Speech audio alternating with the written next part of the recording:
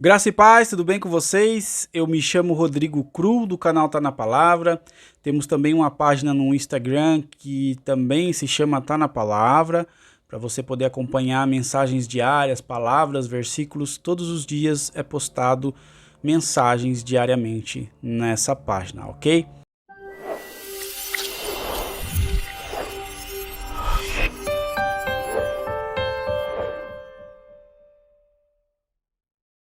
Hoje eu quero falar sobre as doutrinas que a pandemia ela mais expôs. Quais foram essas doutrinas que a pandemia mais expôs? Irmãos, a pandemia, na verdade, ela fez um bem enorme para a verdadeira igreja. Porque algumas doutrinas, algumas teologias estão sendo expostas. Mas como assim estão sendo expostas? Elas não estão trazendo respostas para os seus fiéis.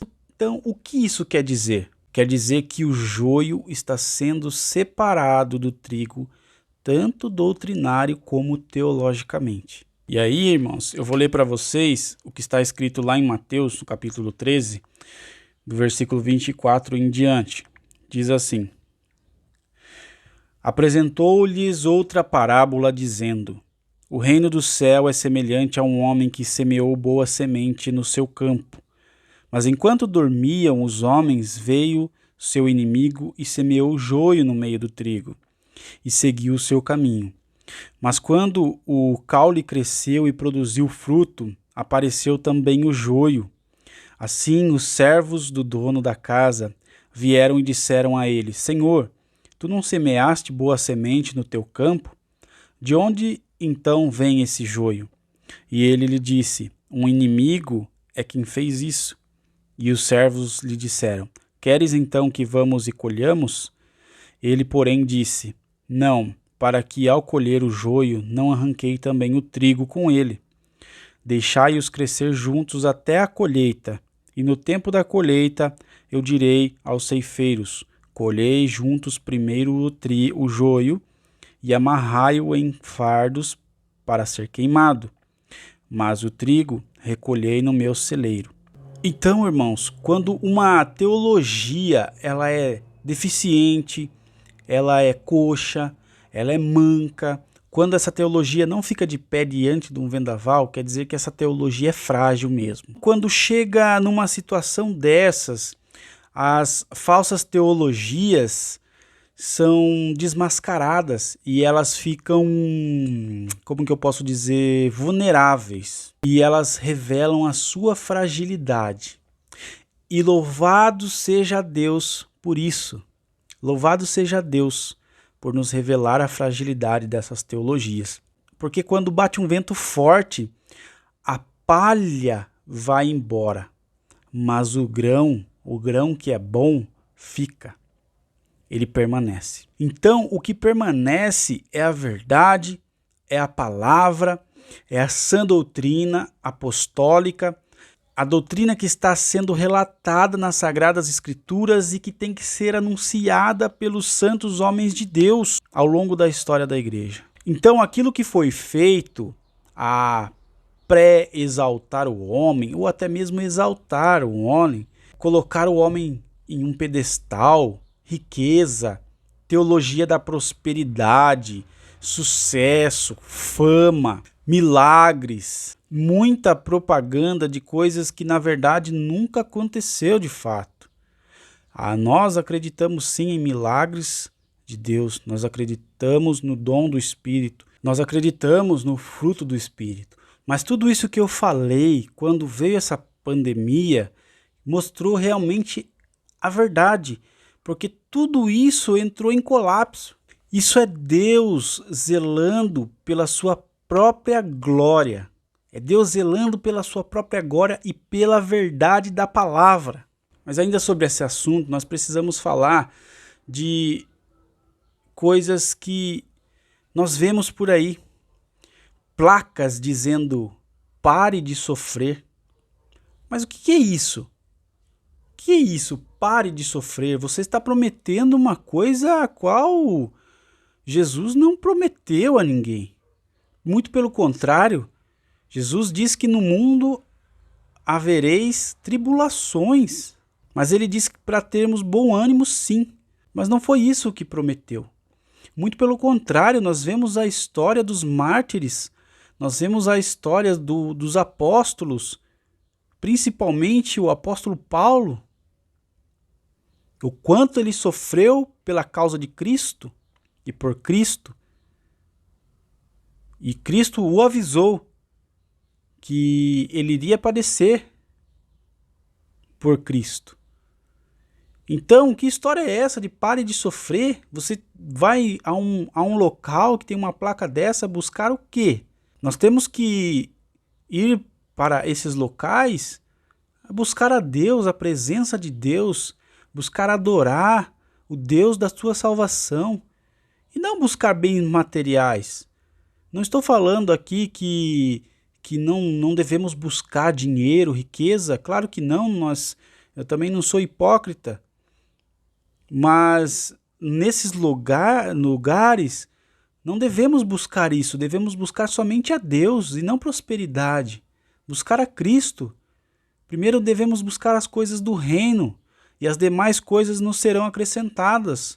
Com o quê? Com Deus dando-nos possibilidade, abrindo portas para trabalharmos, estudarmos e conquistarmos aquilo que queremos. E não através de um milagre. Daqui a pouco tem pessoas mandando dinheiro cair do céu, pedindo a Deus que Deus mande umas moedas do céu. Só que não foi para isso que Cristo veio à Terra.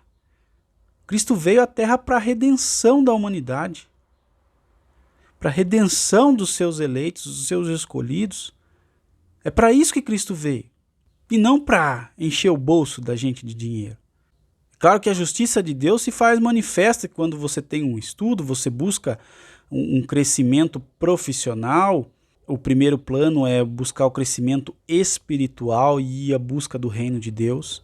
Esse é o primeiro plano, irmãos. Não devemos abandonar esse plano nunca. Outros planos, Deus vai acrescentar conforme a sua bondade, conforme a sua vontade perfeita e agradável, que é a vontade de Deus. Muitas pessoas, irmãos, elas foram ensinadas que sofrer, ser roubados, perder o emprego, ou você não tem fé ou está em pecado, ou então é coisa de Satanás.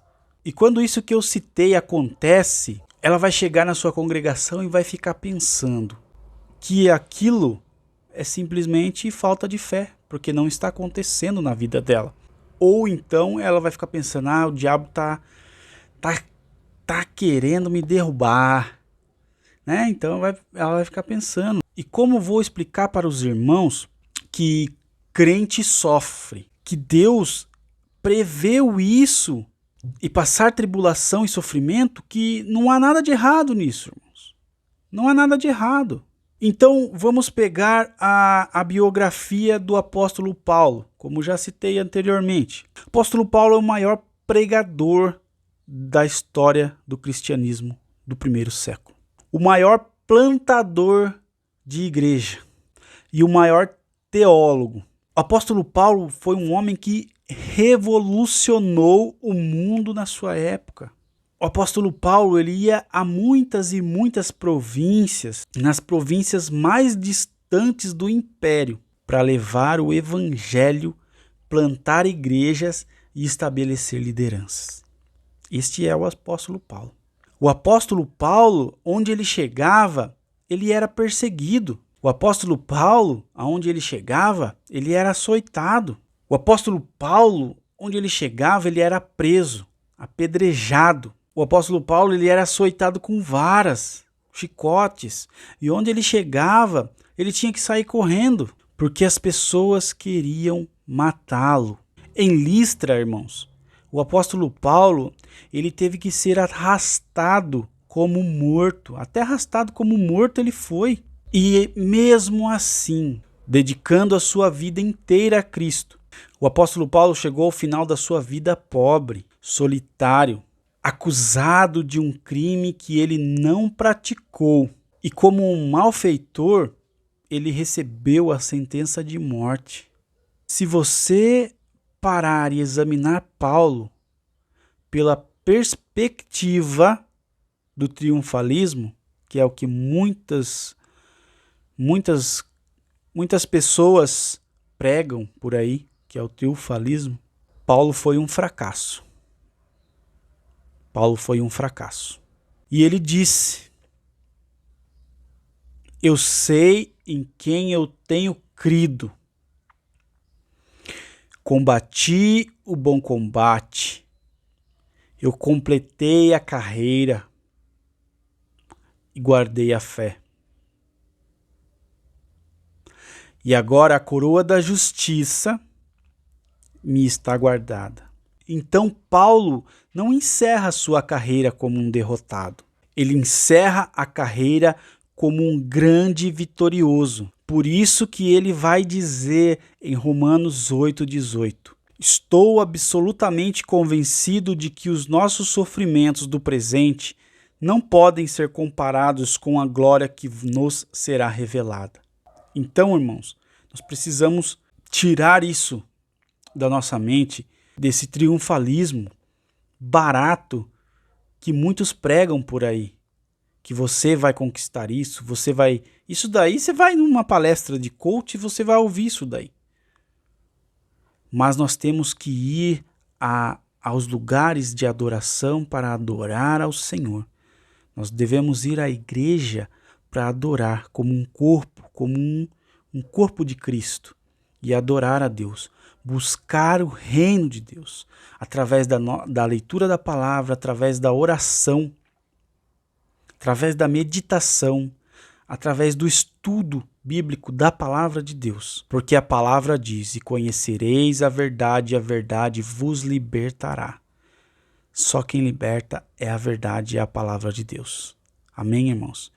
Fique com essa mensagem, que Deus abençoe você e até mais.